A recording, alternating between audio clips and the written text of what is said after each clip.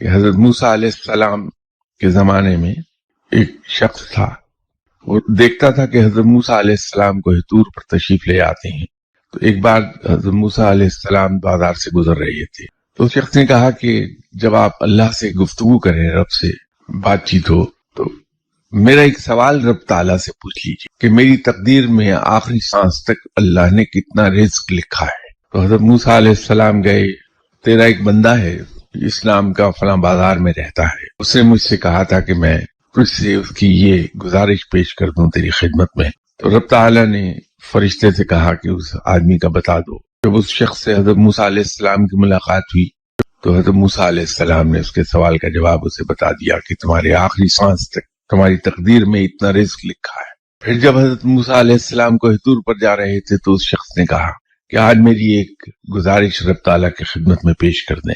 رب سے کہیں کہ جو تو نے میری تقدیر میں لکھ دیا وہ تو میرا ہو گیا، تو جو چیز میری ہے میں جب چاہوں تو اس سے طلب کر لوں، تو یہ میری زندگی میں جتنا ٹوٹل رزق تو نے لکھا ہے وہ ایک ہی بار میں مجھے دے دے۔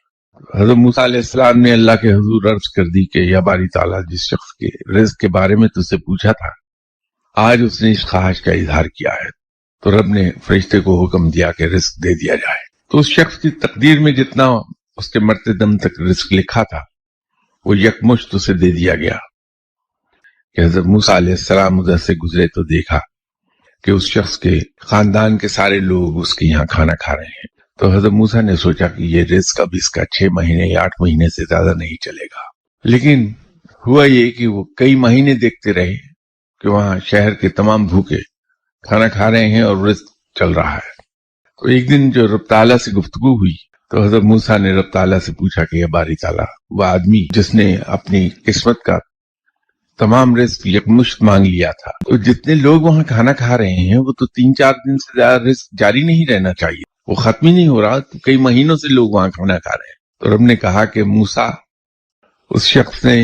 میرے ہی ایک وعدے پر میرے ساتھ سیلز مین شپ لڑا دی کہ وہ میرے بندوں کو کھانا کھلا رہا ہے، میں اسے 1 کے 10 دیتا چلا جا رہا ہوں، اور یہ سلسلہ اب جاری رہے گا جب تک وہ کھانا کھلاتا رہے گا۔ تو جب انسان رب کی راہ پر خرچ کرتا ہے تو پھر اللہ تعالیٰ اسے یوں ہی عطا فرماتا ہے، اس کے پاس مال و زر کی رزق کی کمی کبھی نہیں آتی۔ تو ہمارا یہ سوچنا شاید زیادہ درست نہ ہو کہ اگر ہم اللہ کی راہ پہ خرچ کرتے رہیں گے تو ہمارے پاس مال و زر کبھی جمع نہیں ہوتا۔ بات صرف اتنی ہے کہ ہم میں سے کوئی شخص اس چیز پر عمل کر کے دیکھ لے کہ بغیر کسی غرض کے، بغیر کسی توقع کے، بے لوث ہو کر صرف اور صرف اللہ کی رضا کے لیے اس کے بندوں پر خرچ کرے کھلے دل سے، اور دیکھیے پھر رزق کس طرح مینہ کی طرح برستا ہے انسان پر۔